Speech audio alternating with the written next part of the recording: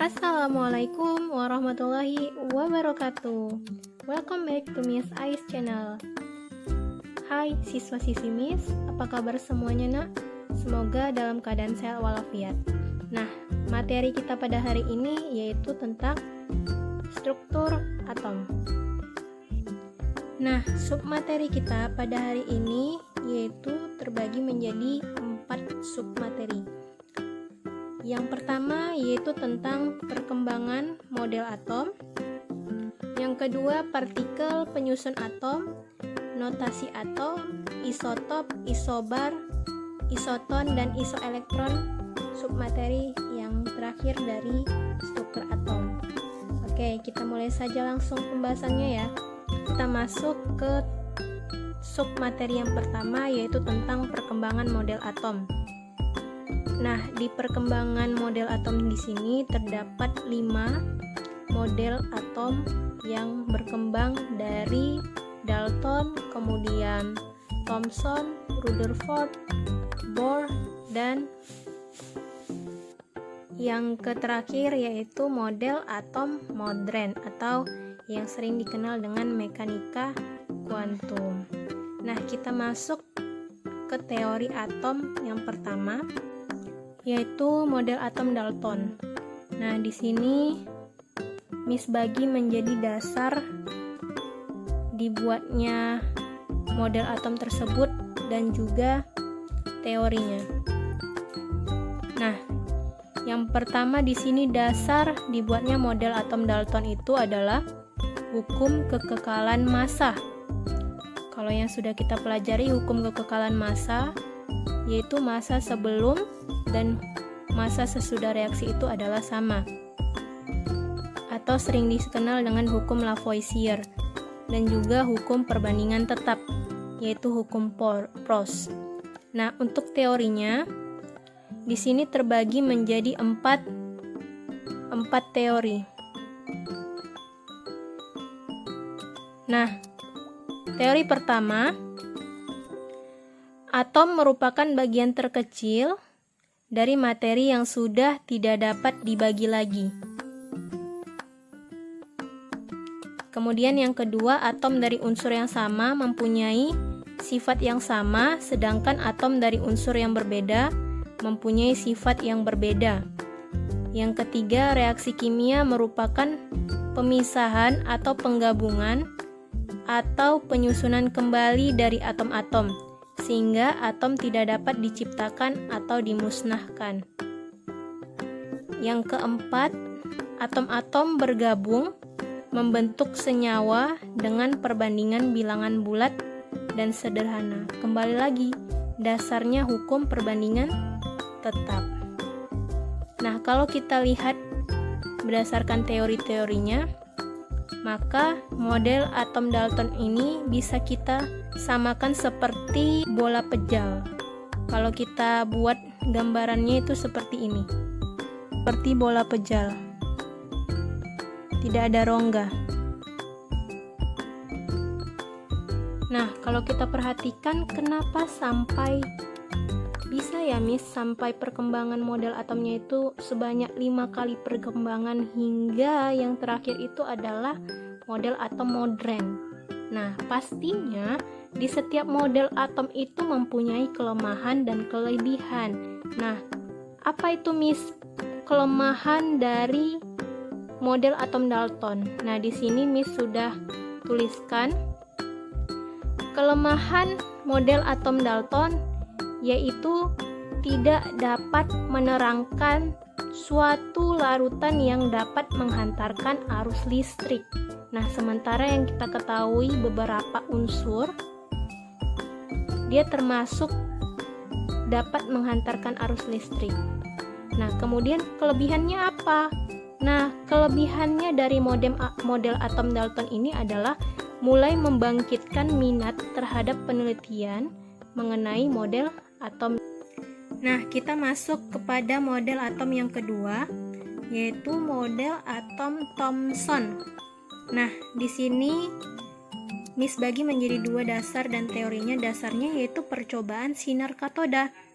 Nah, untuk teorinya Yang pertama, atom terdiri dari materi bermuatan positif dan di dalamnya tersebar elektron bagaikan kismis dalam roti kismis. Kalau bisa dilihat gambarnya seperti ini. Jadi ini yang di dalam bola pejal ini, di dalam bola atom ini adalah elektronnya yang tersebar bagaikan kismis. Kemudian yang kedua, secara keseluruhan atom bersifat netral. Nah, model atom Thomson ini juga memiliki kelemahan dan kelebihan. Kelemahannya yaitu tidak dapat menjelaskan susunan muatan positif dan negatif dalam bola atom tersebut. Dan kelebihannya membuktikan adanya partikel lain yang bermuatan negatif dalam atom. Nah, kita masuk kepada model atom yang ketiga, yaitu model atom Rutherford. Nah, pada model atom Rutherford ini dasarnya itu berupa percobaan hamburan sinar alfa atau simbolnya seperti ini terhadap lempeng tipis emas.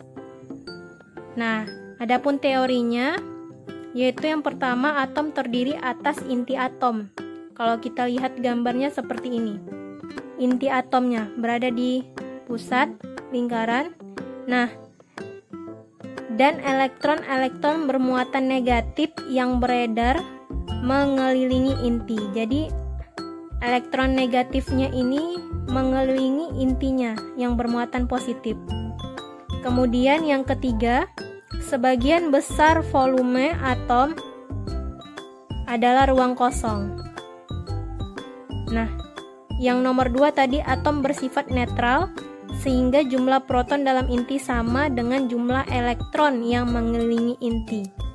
Nah, karena dia atomnya ini bersifat netral, jumlah proton dan elektron itu sama.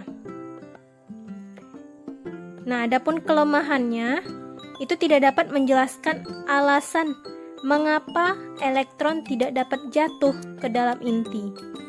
Nah, sementara di sini kalau kita lihat teorinya, dia mengelilingi inti. Jadi, kenapa dia berkeliling tapi tidak jatuh ke inti atomnya?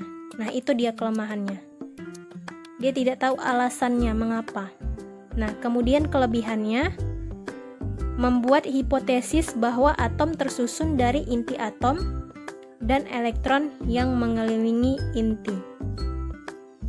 Yang keempat yaitu model atom Bohr. Nah, di model atom Bohr ini dasar percobaannya yaitu percobaan spektrum atom hidrogen. Nah, adapun teori-teorinya, yang pertama elektron mengelilingi inti atom pada tingkat-tingkat energi atau kulit tertentu.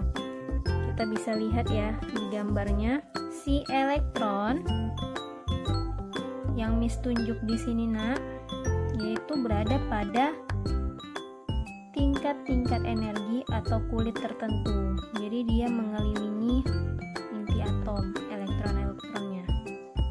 Namun lintasannya berbeda dengan lintasan Rutherford.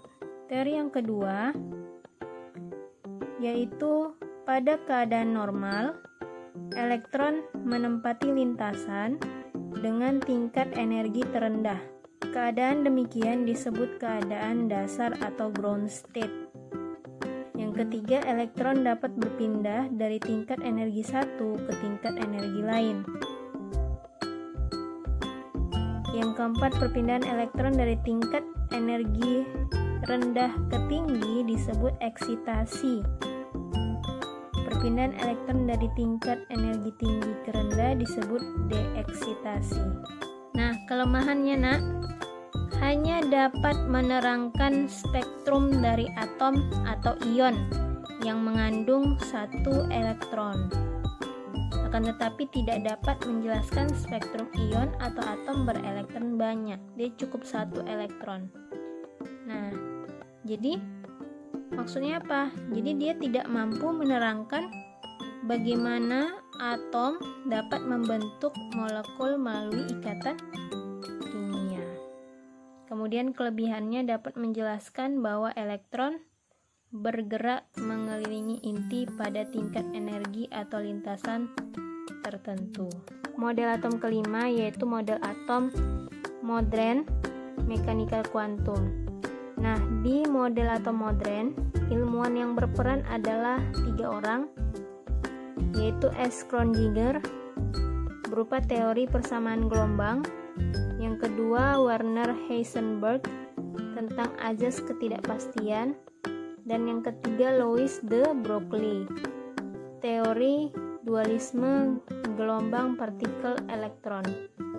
Nah, teori yang pertama, radiasi elektromagnet bersifat diskrit, terdiri dari paket-paket kecil atau partikel. Partikel radiasi oleh Einstein disebut dengan foton. Yang kedua, partikel yang bergerak sangat cepat mempunyai ciri-ciri gelombang. Yang ketiga, kedudukan elektron dalam atom tidak dapat ditentukan secara pasti. Yang dapat ditentukan adalah kemungkinan menemukan elektron sebagai fungsi jarak dari inti atom. Yang keempat, daerah sekitar inti atom dengan kebolehjadian ditemukannya elektron terbesar disebut orbital. Yang kelima, orbital digambarkan berupa awan yang tebal tipisnya, menyatakan besar kecilnya kebolehjadian menemukan elektron di daerah tersebut. Nah, contoh gambarnya seperti ini anak. Warna merahnya ini seperti bagikan awan elektron di sekitar inti, sementara yang hitam ini inti atomnya.